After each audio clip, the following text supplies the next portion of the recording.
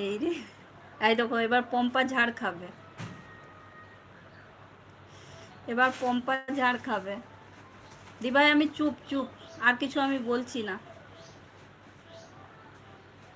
তো ইন্দ্রবাবু বললো ওকেও কিছু বলো, ওকেও কিছু বলো। করছো পম্পা, আচ্ছা চুপ, পম্পা চুপ, আর আমি কিছু বলছি না। টপিকটা যে তুললো তাকে বলো। সকালে একবার বলেছিলাম, আচ্ছা ঠিক আছে, এই লাস্ট বার হয়ে গেছে, শুনলে না, আর লাস্ট বার হয়ে গেছে, আর বলবো না। Last last. শান্তি।